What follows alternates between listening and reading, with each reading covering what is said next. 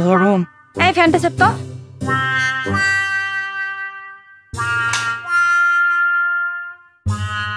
ফ্রিজে ঠান্ডা পানি আছে না, পানি দেখ গ্লাস।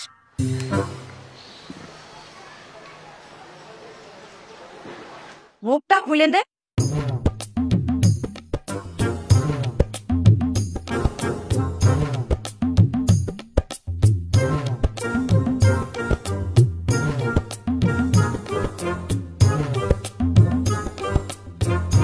মাথাটা ধরছে, কাপ চা দে তো।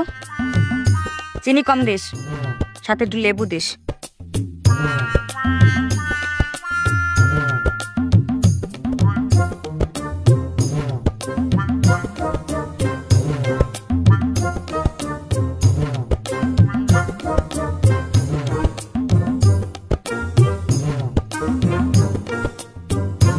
চিনি দিতে নিষেধ করলাম, তারপর চিনি দিছিস না।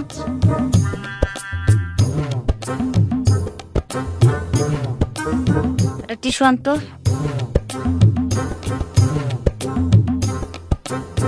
ঘামটা মোস, কপালে ঘাম রেখিস না।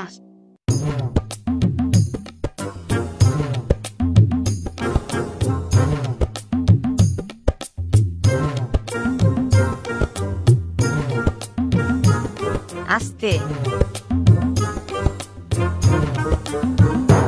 হইছে হইছে।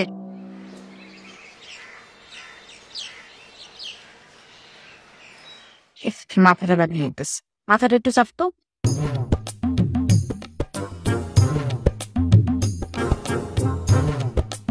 কি হলো শুনিস না?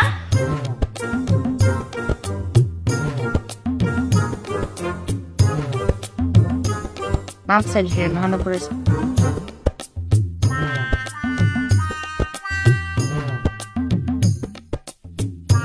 দাঁড়াও, সেলফি তুলে দিচ্ছি।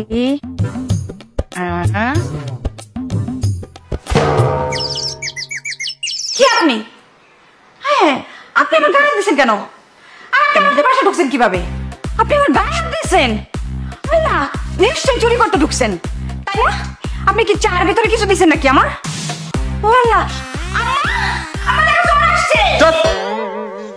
চুপ মানে? আপনি কোথায় আসছেন খেয়াল করছেন? ভালো মতো কোথায় ঢুকছি মানে? ভালো মতো খেয়াল করে দেখেন। ও মাই গড, এটা কার বাসা? বাড়ি আপনাদেরই, কিন্তু ফ্ল্যাটটা আপনার না। আপনাদের ফ্ল্যাট পাশেরটা, আমি আপনাদের ভাড়াটিয়া। এটা আপনার বাসা? আগে বলবেন না, সরি। আসার পরে তুই শুরু করছেন ফ্যান ছাড়েন, পানি দেন, চা খাওয়ান, টিস্যু দা গা মুছা দেন, শরীর টিপ্পা দেন, এত কিছু করলাম, তারপর তো সরিটাই ঠিক মতো বললেন না। সরিটা অন্তত সুন্দর করে বলেন। সরি আবার ভালো খারাপ কি আছে? সরি তো সরি। আর আমি সব করতে বলছি, আপনি করলেন কেন? কিছু তো বললেন না। করবো না?